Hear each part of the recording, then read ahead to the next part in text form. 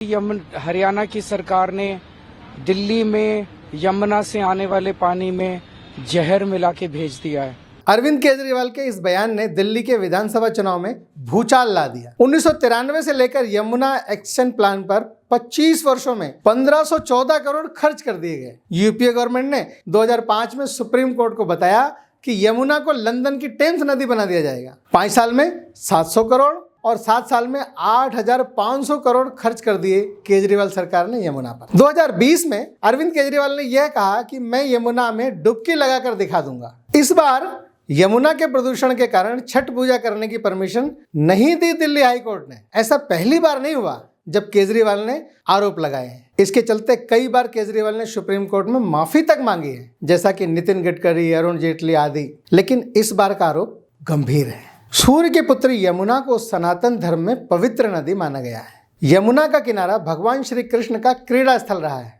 गंगा का जल थोड़ा उज्जवल है, लेकिन यमुना का जल थोड़ा काला है। इसके लिए कारण बताया जाता है क्योंकि यमराज जी का रंग भी काला है और भगवान श्री कृष्ण ने कालिया नाग को यमुना के अंदर मारा था, जिसकी वजह से यमुना का रंग थोड़ा काला या नीला पड़ गया। भगवान श्री कृष्ण को यमुना से जितना लगाव था, उनके भक्त यमुना से उतने ही कटे नजर आते हैं। दिल्ली को दिल्ली बनाने वाली यमुना, जिसके दोनों किनारों पर सभ्यता जन्मी है। यमुना ने कई बार दिल्ली को बसते और उजड़ते देखा है, लेकिन शायद हमने यमुना के दर्द को नहीं सुना। नहीं तो आज हजारों करोड़ रुपए खर्च करने के बाद भी नतीजा शून्य नहीं होता। दिल्ली की हवा में सांस नहीं ले सकते, यमुना का पानी छू नहीं सकते। यमुना का केवल 2% हिस्सा दिल्ली से होकर गुजरता है, लेकिन यमुना को गंदा करने की हिस्सेदारी में 80% हिस्सेदारी दिल्ली की है, जिसकी शुरुआत वजीराबाद बैराज से होती है। दिल्ली में घुसने के बाद यह प्रदूषित होने लगती है। आप फर्क भी साफ देख सकते हैं। दूषित पानी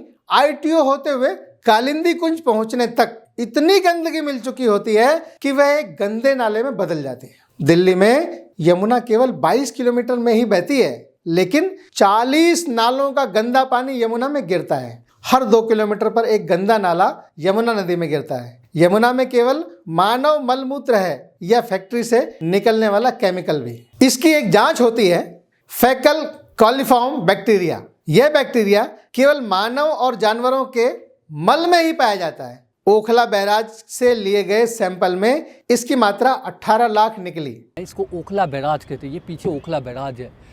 अब यहाँ पे फीकल कॉलिफॉर्म 18 लाख एमपीएन पर 100 ml है। 100 ml में 18 लाख एमपीएन है, जो कि 500 से 25,000 होनी चाहिए थी। इससे ये साफ हो जाता है कि यह केवल फैक्ट्री से निकलने वाला केमिकल या वेस्ट नहीं है। जहां यमुना दिल्ली में प्रवेश करती है, मल कॉलिफॉर्म का स्तर 1100 यूनिट प्रति 100 मिलीलीटर था, जो केंद्रीय प्रदूषण नियंत्रण बोर्ड द्वारा निर्धारित 2500 यूनिट के मानक के भीतर है। यमुना के जहरीले झाग को लेकर जनवरी 2020 के चुनाव से पहले दिल्ली के मुख्यमंत्री अरविंद केजरीवाल ने यह कहा कि मैं यमुना में डुबकी लगाकर दिखा दूंगा और यदि यमुना साफ नहीं होती तो मुझे वोट भी मत देना। केजरीवाल सरकार ने कितने करोड़ रुपए यमुना की सफाई पर खर्च किए, अब इसे भी जान लेते हैं। 1370 किलोमीटर की यमुना केवल 22 किलोमीटर दिल्ली से होकर बहती है। दिल्ली प्रदूषण नियंत्रण समिति यानी डीपीसीसी की रिपोर्ट के अनुसार केजरीवाल सरकार ने 2017 से लेकर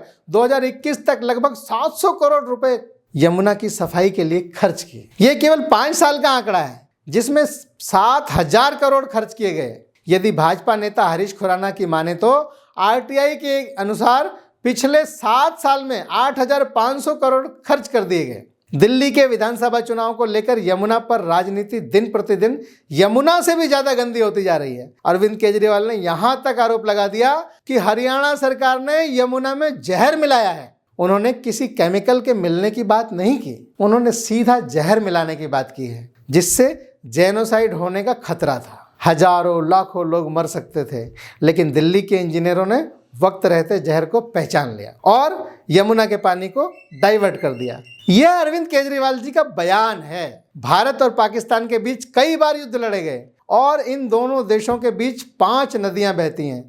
पाकिस्तान और भारत दोनों ने नदियों में जहर मिलाने का आरोप नहीं लगाया। विश्व में कई देशों में आपस में लड़ाइयां हुई, लेकिन नदियों में जहर मिलाने का आरोप किसी भी देश ने एक दूसरे पर नहीं लगाया। आप इसी बात से अंदाजा लगा सकते हैं कि केजरीवाल का यह आरोप कोई साधारण नहीं है। इन आरोपों की जांच होनी चाहिए और जिसने भी ऐसा किया है उसे सजा मिलनी चाहिए। यह कोई ऐसा आरोप नहीं है जिसके लिए 10 साल 20 साल तक केस चलते रहे। तुरंत इस पर कार्रवाई होनी चाहिए। केजरीवाल सरकार को अपने भी गिरेबान में झांक कर देखना चाहिए।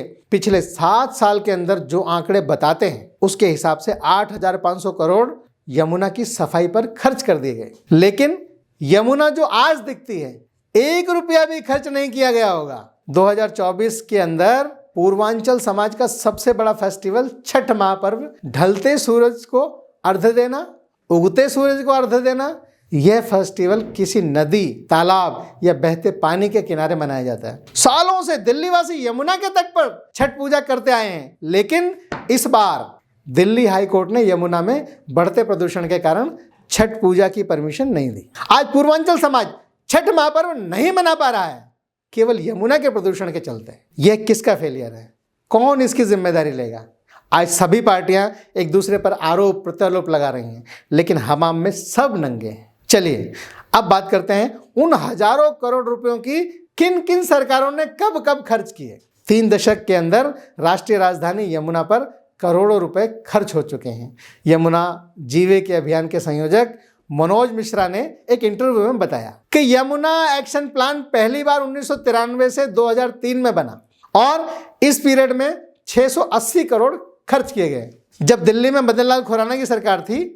दूसरा यमुना एक्शन प्लान 2004 में बना, इसके लिए 624 करोड़ रुपए खर्च किए गए। केवल जल बोर्ड ने कैग की रिपोर्ट के अनुसार यमुना की सफाई पर 1999 से लेकर 2004 तक 439 करोड़ रुपए खर्च किए हैं। दिल्ली राज्य औद्योगिक एवं आधारभूत संरचना विकास निगम ने 147 करोड़ रुपए खर्च किए। इसके बाद भी यमुना की कोई सूरत नहीं बदली। यमुना नदी की दशा सुधारने के लिए 1993 में यमुना एक्शन प्लान बनाया गया। इस योजना के तहत 25 वर्षों के दौरान 1514 करोड़ रुपए से अधिक खर्च किए जा चुके हैं। यूपीए सरकार ने 2005 में सुप्रीम कोर्ट को बताया कि उसने लंदन की टेम्स नदी के अनुसार दिल्ली में यमुना नदी को प्रदूषण मुक्त करने के लिए रणनीति बनाई है। सुप्रीम कोर्ट ने इस एक्शन प्लान की सहमति भी दी थी। यमुना पर पिछले 2 दशकों में केंद्र सरकार 1500 करोड़ खर्च कर चुकी है। नमामि गंगे प्रोग्राम के तहत 4000 करोड़ से अधिक के 24 प्रोजेक्ट शुरू किए गए हैं। उनमें सबसे ज़्यादा 13 प्रोजेक्ट दिल्ली के, लेकिन अभी तक हरियाणा ने अपने 2 प्रोजेक्ट पूरे किए हैं। दिल्ली का कोई भी प्रोजेक्ट अभी पूरा नहीं हुआ है। 70% दिल्ली की प्यास यमुना के पानी से ही बुझाई जाती है। यमुना का दूषित रहना दिल्ली के विकास के लिए हानिकारक होगा। कुछ सालों पहले गुजरात की साबरमती का हाल भी यमुना जैसा ही था।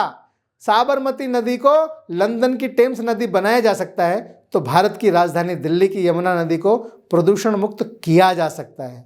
हमें लंदन जाने की जरूरत नहीं है। जिस प्रकार गुजरात की सरकार ने साबरमती को प्रदूषण मुक्त किया, साबरमती के तट आज खूबसूरत बन गए हैं, गुजरात सरकार की आय का साधन बन चुके हैं। गुजरात के इस मॉडल को भारत की राजधानी दिल्ली में यमुना के प्रदूषण को दूर करने के लिए भी अपनाया जा सकता है। दिल्ली की सरकार और दिल्ली की जनता की इच्छा शक्ति के बिना यह कार्य करना संभव नहीं है। जय हिंद, जय भारत।